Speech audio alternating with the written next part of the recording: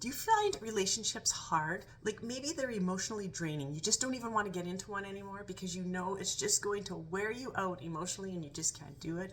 Or maybe the people that you're dating or getting in relationships with, they just always don't seem to be who you originally thought they were going to be. Or the relationship always goes in directions that you didn't think it was going to go. Or perhaps you feel lonely when you're in a relationship. Maybe the loneliest you've ever felt is in a relationship because people just don't really seem to understand you. They don't get you. It always feels like you're on two different planets.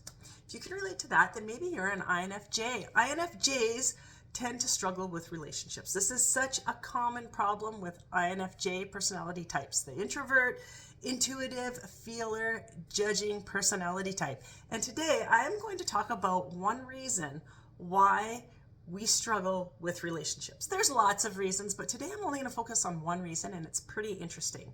So if we haven't met before, my name's Trina Bretnall. Thank you for tuning into my channel. I really appreciate it.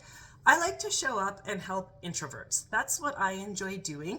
Specifically the INF personality types, INFPs and INFJs. I'm an INFJ myself, and I understand the struggles that INF personality types have in life because it seems like everything that works for everybody else just doesn't work for us. So I've been working on myself for quite a while, and I've got lots of tricks and tips in my little box of interesting things, and I thought that I would just start showing up and helping other fellow INFJs. I'm a certified Myers-Briggs practitioner, so lots of what I talk about is actually based on the Myers-Briggs type indicator.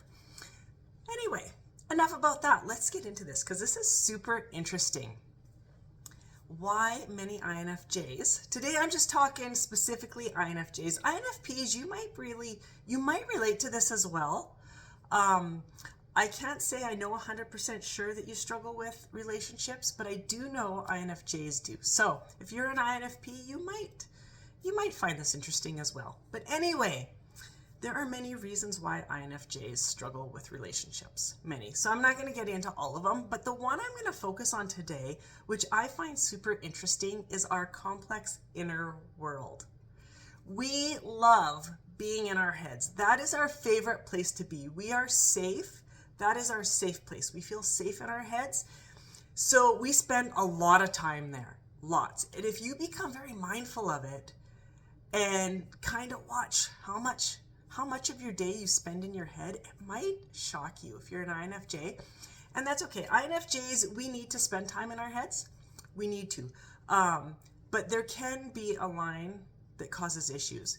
So when things in life start going sideways or get overwhelming for us, or if we're tired, we haven't given ourselves enough solitude time, feeling overwhelmed, I might have already said that, we go into our heads. For me, it's like if I'm in a social setting with lots and lots of people, I don't like it. I don't like it at all. And lots of times I'll go into my head. Or if I have to go out and do groceries, run to the markets, all that sort of thing, and it's really busy, I go into my head. I get my stuff done, but I'm in my head the whole time. So I could pass people that I know and I probably won't even acknowledge them because I'm in my head. That is our favorite place to be. We go in there and we get lost in our creativity. For me, I'm a writer, so lots of times I'll think of stories or a character will pop into my head and I'll be like, where did you come from? Or ask questions in my head, like kind of write this whole story. It sounds a little bit crazy, but what it is I just ask questions in my head about, okay, where's this character coming from? Is this a new story? Is this a character that's going to pop into a story I'm working on? That sort of thing, right? And then I make notes on that, and that's what I'll do. And lots of INFJs will do this. All of us, we will do it because we have that complex inner world, and that's where we feel safe.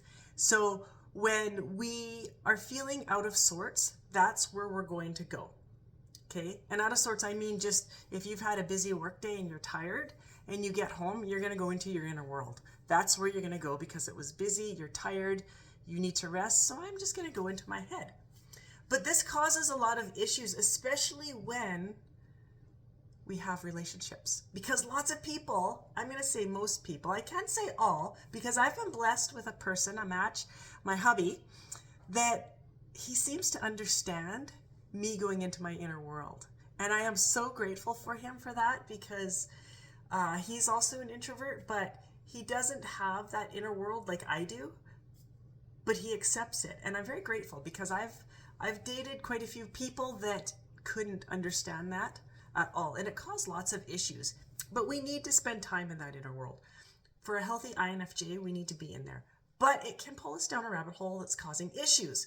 So partners may not understand that inner world. Okay? That causes feelings of isolation in a relationship. Isolation in a relationship is never a good idea, right? So that's one thing that it causes. It causes difficulties expressing our thoughts. Our inner world is very, very, very complex. Our thoughts are very deep and complicated. And lots of times we'll have a really hard time explaining to other people what we were thinking about. If somebody asks you, what are you thinking about? When you're lost in your inner world, you might be staring off into space or whatever. You're not even really right where you're at, right? Because you're in your head. And somebody will come up to you and say, what were you thinking about? Where were you? And you kind of just give them the deer in the headlight look, right? And you're like, oh, nothing.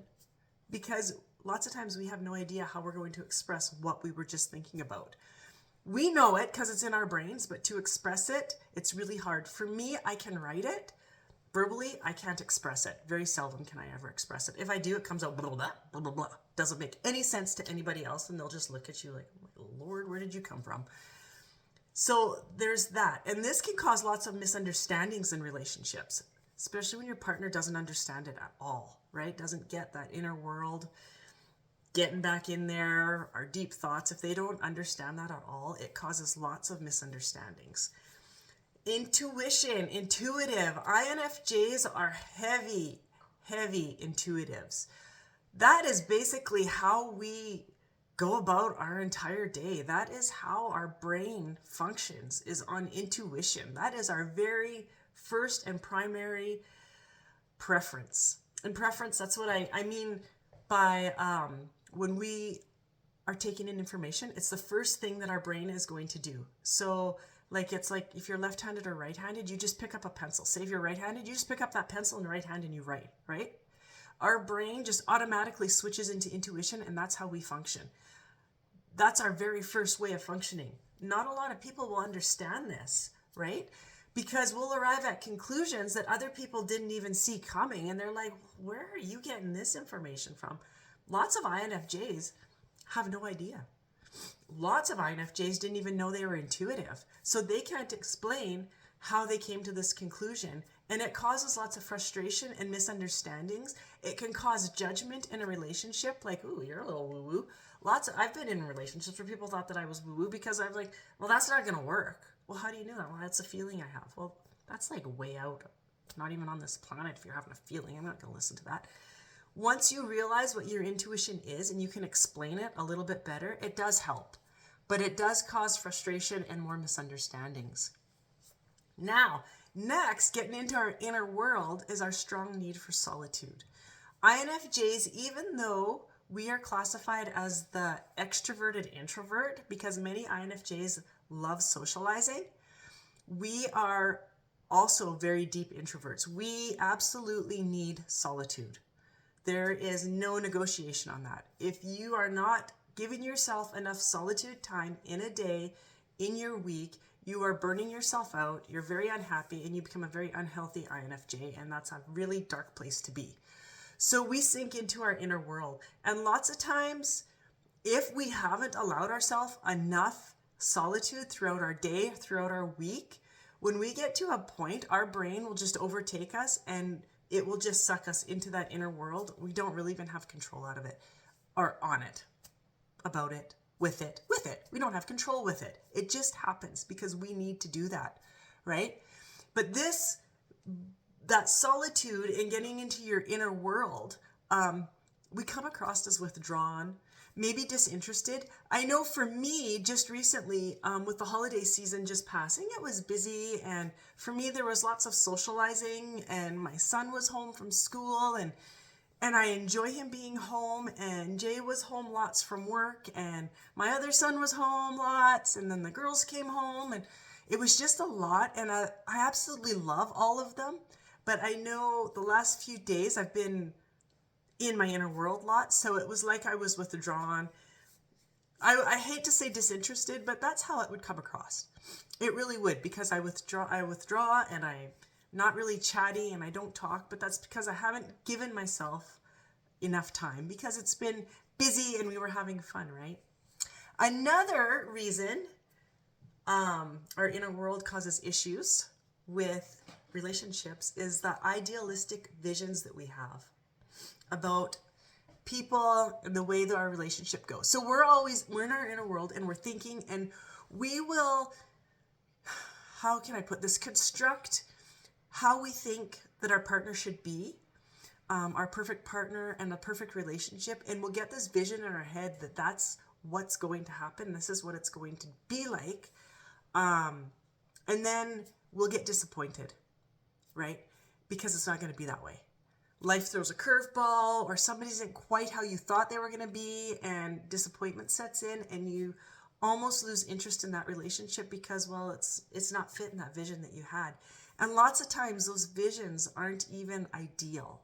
We're great at creating, but sometimes that creativity will get in the way because we'll create a vision that isn't ideal for our real reality kind of life, if that makes sense to you.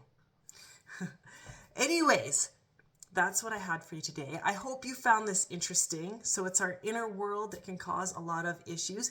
Being mindful of that, for me, has really helped. Just knowing, like, I was able to identify that, yes, I was going into my inner world. I've been withdrawn, maybe seemed disinterested. It's not that. So I could just tell Jay, you know what? I just need some time alone. That's all. That's it. Nothing personal. I'm not interested. I'm not really withdrawing. I'm just tired. So I need some time, right? So just knowing that that's what's going on makes a huge difference in a relationship. Being able to explain to your partner about who you are is huge. Knowledge is so powerful, especially when it comes to personality type. A difficult personality type like ours that is actually quite rare. All right. So I hope you found this interesting. I hope it helps.